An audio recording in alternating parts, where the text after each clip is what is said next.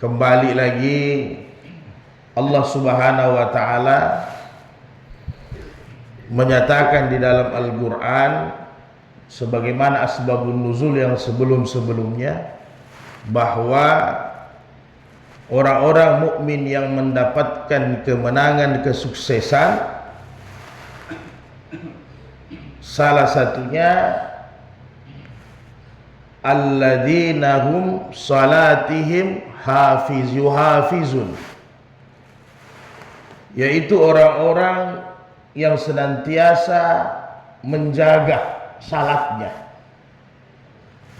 Dalam tafsir yang muhtabar, menjaga salat, memelihara salat 5 waktu. Dalam tafsir yang lain, menegakkan salatul maktuba fi kulli yaum, menjalankan salat 5 waktu setiap hari 5 kali. Itulah yang disebut dengan memelihara sembahyang. Maka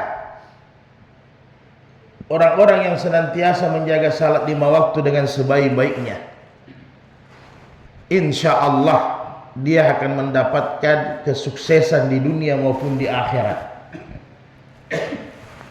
Bahkan dalam hadis hasan, siapa yang menjaga salat 5 waktunya dengan baik, salah satu yang didapatkan di dunia adalah barakah umur, barakah rezekinya. Kalau sudah barakah berarti cukup, tidak ada kekurangan.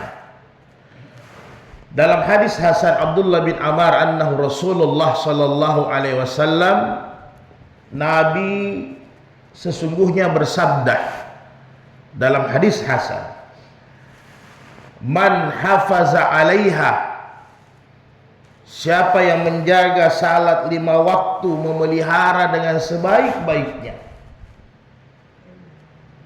menjaga, memelihara dengan sebaik-baiknya, khusyuknya, rukunya, sujudnya sempurna, kanat selahu, maka baginya nuran, cahaya di hari kemudian, burhana, saksi, wa najatah yaumal qiyamah, dia akan diselamatkan di hari kemudian. Bayangkan saudaraku, orang yang bisa selamat mulai daripada nazak sakratul maut sampai di alam barzakh, sampai di padang mahsyar, sampai perhitungan, sampai menuju siratal mustaqim, itu hanya orang-orang yang punya cahaya. Karena di hari kemudian kalau tidak ada amal termasuk salat ini, maka gelap kita dapatkan. Mau bukti, tidak usah di alam mahsyar, di kubur saja orang ditinggalkan oleh keluarganya sendiri 2 meter persegi. Tidak pernah di dalam kubur ditaruh lampu penerang, pasti gelap. Maka salat ini sebagai cahaya, bukan hanya ketika kita sakratul maut yang sangat susah. Iza balagatit taraqi wa qila man raq, ketika nanti roh ini sudah di kerongkongan, maka ditanya sama manusia yang punya kekuasaan, yang punya jabatan, yang punya kehebatan, wa qila man raq, siapa yang bisa tolong? Siapa yang bisa tolong? Siapa punya kemampuan? Tidak ada. Ketika itulah cahaya salat akan mendampingi kita, memudahkan jalan kita, memudahkan keluarnya roh berpisah dari jasad, belum di alam kubur, belum di padang mahsyar dan seterusnya. Wa burhana, kita ada saksi nanti di hari kemudian bahwa ini orang yang beriman. Jadi bukan hanya hajar batu-batu yang kita injak di jalan, sajar yang kita lewati pohon-pohon, tetapi malaikat-malaikat muqarrabin, tetapi salat juga sebagai saksi nanti di hari kemudian bahwa orang ini orang yang beriman. Wa najata yaumal qiyamah, dan sudah pasti dia akan selamat di hari kemudian. Artinya as-salatu miftahul jannah, orang yang menjaga salat dia dapat kunci. Kunci itu adalah sorga. Kalau sudah dapat kunci maka kita bisa masuk. Mustahil seseorang bisa masuk di satu tempat, di satu rumah apabila dia tidak pegang kunci. Maka insya Allah kita semua ada kunci sorga nanti di hari kemudian. Sebaliknya begitu juga kata Rasulullah, wa ma lam yuhafiz 'alaiha.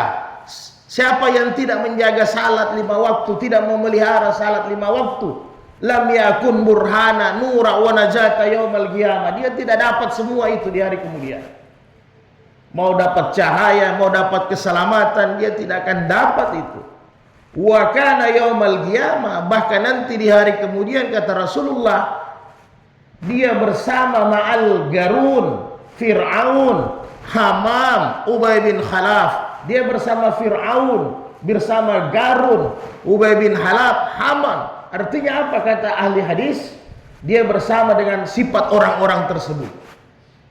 Siapa yang lalai salat karena dia mengejar kekuasaan, maka dia nanti kelompoknya dengan Fir'aun di hari kemudian.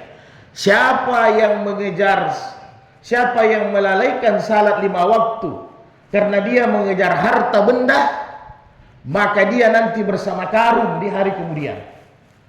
Dan siapa yang lalai salat 5 waktu karena dia sibuk dengan perdagangan, bisnisnya, kesibukannya, dia lalai dari salat, maka di hari kemudian dia bersama dengan Hamam. Dan siapa yang benci agama, benci Rasulullah, tidak mau menegakkan salat, menolak salat, maka dia bersama Ubay bin Khalaf yang masa hidupnya, seumur hidupnya Ubay bin Khalaf diperuntukkan untuk membenci baginda Rasulullah sallallahu alaihi wasallam. Maka siapa yang tidak menegakkan salat, seolah-olah dia tidak mencintai Nabi, seolah-olah dia membenci baginda Rasulullah sallallahu alaihi wasallam. Maka mudah-mudahan saudaraku yang berbahagia, kita jaga betul salat 5 waktu ini dengan sebaik-baiknya. Tak usahlah kita pikir salat-salat tatawuh, salat-salat sunat.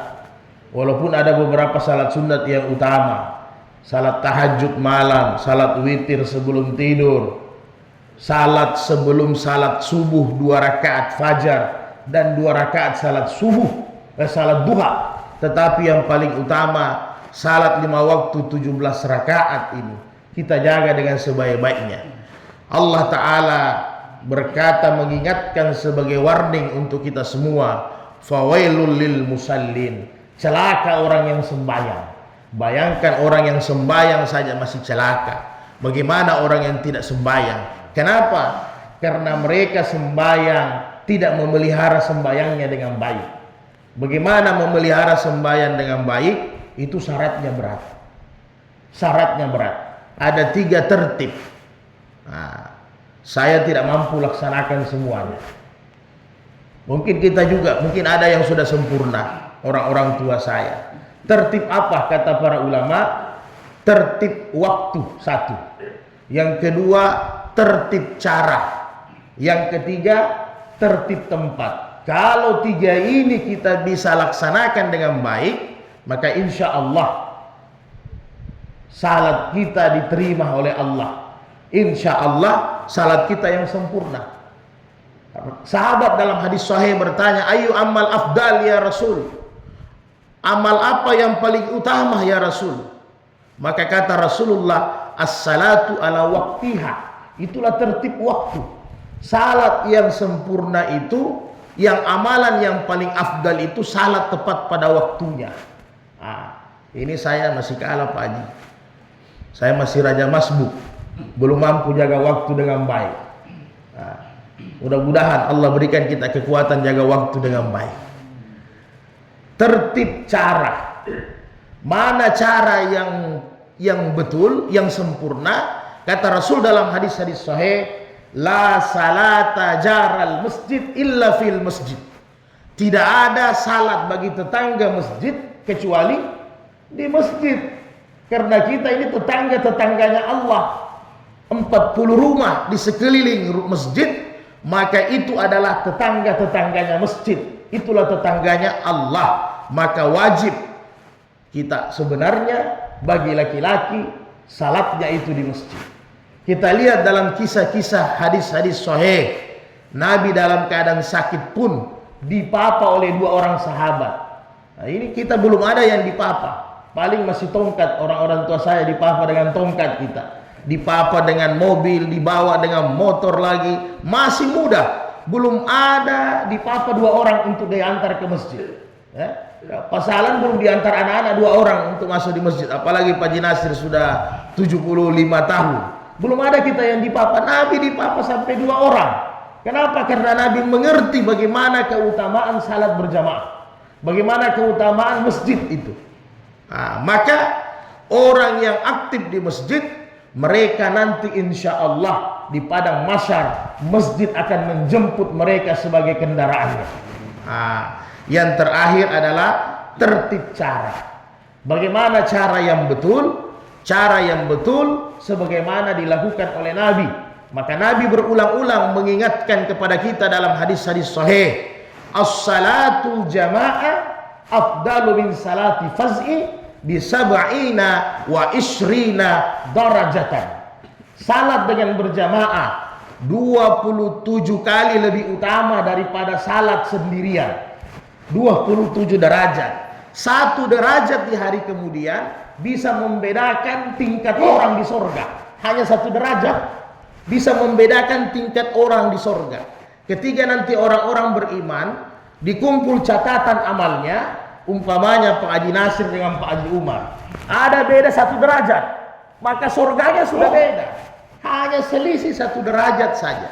Maka rugi kita di dunia ini. Punya kekuatan, punya kemampuan, kesehatan, tetapi tidak datang salat berjamaah di masjid. Rugi sekali saudaraku yang berbahagia. Belum lagi keutamaan datang ke masjid. Dalam hadis-hadis sahih, seperti kita mengenakan kain ihram untuk umrah, untuk haji. Begitu pahala yang kita dapatkan, dan masih banyak sekali. Insya Allah, Allah matikan kita dalam keadaan menjaga salat 5 waktu. Allah matikan kita dalam keadaan ruku. Allah matikan kita dalam keadaan sujud kepada Allah Subhanahu wa taala. Itulah cita-cita orang mukmin. Bagaimana dia meninggalkan dunia ini dalam keadaan beribadah kepada Allah Subhanahu wa taala. Al-afwa minkum.